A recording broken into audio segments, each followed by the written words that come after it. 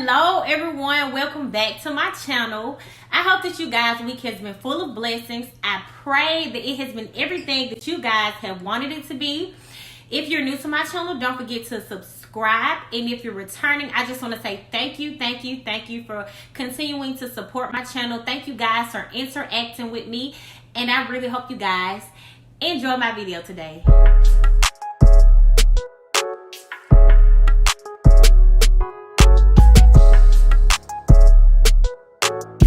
See from the title, today's video will be about setting boundaries, and the scripture that we're going to come from today is Proverbs 25:17, and it reads, "Let your foot be seldom in your neighbor's house, lest he have his fill of you and hate you."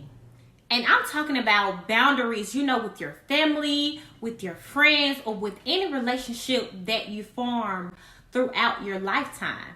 The verse starts off by saying, let yourself be seldom in your neighbor's house. And it's not literally saying, in their house per se, but it's saying to rarely insert yourself into other people's situation. And the verse ends by saying, least he has his fill of you and hate you.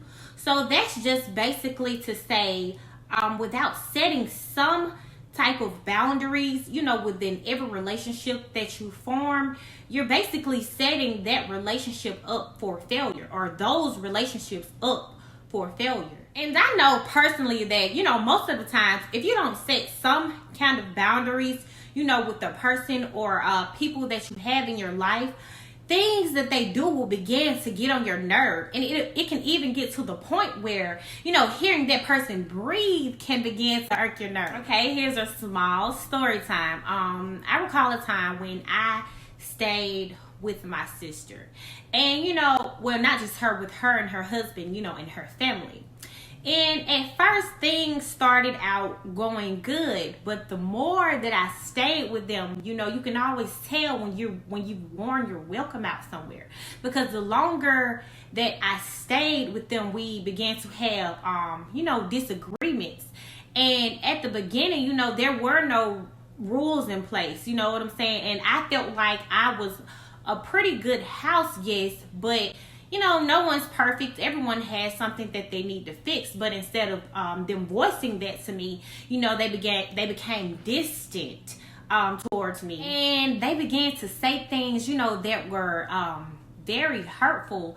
And sometimes, now since we're on better terms and now that I moved out, I'd, remind them of the things that they said, and they don't even recall, saying some of those things. I guess because in the moment, basically, like I said earlier, I had worn my welcome out, and I was crossing boundaries that didn't need to be crossed. But I was unaware because, like I said, no rules were set into place, and it had got to the point where family members would come to me and be like, well, such and such said this and they said that, and I felt hurt because I felt like our relationship was good enough that if they felt some type of way, they could have come to me, and said something to me about whatever it was that I was doing. So I know you guys have heard the saying, too many adults can't stay under one roof, and it's because everyone doesn't do everything exactly alike.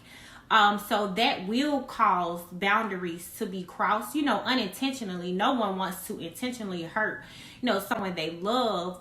But if things weren't verbally said out loud, you can't really have an understanding because, we can't read minds. So unless someone says something directly to you, you don't really know that you're, disrespecting them in whatever way that may be. But long story short, no love is lost at all. Me and my sister and her husband, we're all on great terms, but things got better. I'm talking about so much better once I moved out and got into, my own space. So you see, with the clear set of boundaries, you're setting the tone for the things that you're willing to tolerate versus the things that you will not tolerate at all. And I know, personally, not just with the experience that I share with you guys, but from other experiences with like past relationships where I felt one way on the inside, but I was too, shy or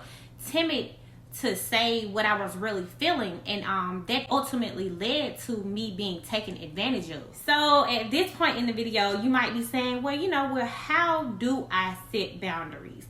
Or you might be saying to yourself, I'm a normally nice person, and it's kind of hard for me to tell people, the way that I'm actually feeling. It's kind of hard for me to set boundaries with other people because maybe you just don't want to step on anyone's toes. Well, I'm here to tell you that I was once in your shoes, and God brought me out. So I know that it's possible for him to bring you out. It's possible for you to be bold enough to set boundaries and not let people walk all over you. Okay, so I'm going to leave with you guys 5 tips or 5 steps on how you can begin to set boundaries in all of your relationships and still be respectable about it, and gain the respect that you deserve in all of the relationships in your life.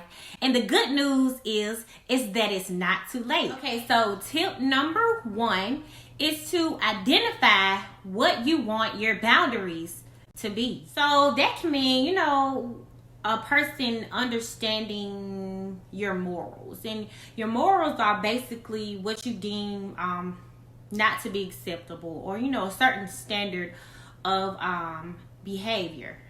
And when you have basically understood what your morals are, then at that point you want any and everybody around you to respect that, because that is the way that you have chosen to conduct your life. And if a person, cares about you enough, they will respect the way that you have chosen to live your life, hands down. And if they have a problem with you trying to live your life a certain way, then they basically should not even be in your life. Also, identifying your boundaries can have a lot to do with what you believe in, or also, the way you were raised. Or you can be someone that is desiring some type of change in their life. So, you set boundaries in place so that you can make the necessary steps towards becoming a better you. But whatever the case may be, it's up to you to understand them, and not only understand them, but to live by them every single day. Tip number 2 is to understand why you need the boundaries that you are setting into place. This step is important because sometimes we can go overboard, with setting boundaries. And the reason being is because, we set those boundaries in place as a type of protective mechanism, to keep people out, because we feel like if we loosen up on some of those boundaries and allow people to come in, then, they could possibly hurt us. But we need to understand that by doing that, we could potentially, be pushing someone or something away that is meant to be in our life. So you see, it's necessary to set realistic boundaries that anyone and everyone around you can comprehend and respect. Okay, so the third thing is to set in place what the consequences will be if someone doesn't respect the boundaries that you have set in place. And the reason that there should be consequences is because you set boundaries in place for a reason, and it doesn't really matter to other people what those reasons are, because more than likely those reasons are personal to you. And as long as you let those boundaries be known to the people that are around you, those boundaries should be respected. Because, if you allow someone to cross those boundaries and, disrespect you, that could cause them to lose respect for you and continue to, cross the boundaries that you have set into place. So I believe in, giving people chances. So if you set certain boundaries in place and someone crosses those boundaries, at first it's important to voice your concern. But if they do it again, then I feel that it's important to distance yourself from that person, because they did it once, they did it again. More than likely, sometime in the future, they'll probably do it again. So it's basically best to love those type of people from a distance. So my fourth tip is that we need to be direct and upfront about what our boundaries are. And by doing this, I believe that we can weed out the bad apples from the beginning. And by doing this, I believe that we can also save ourselves a lot of heartache. We can also save ourselves from, headache.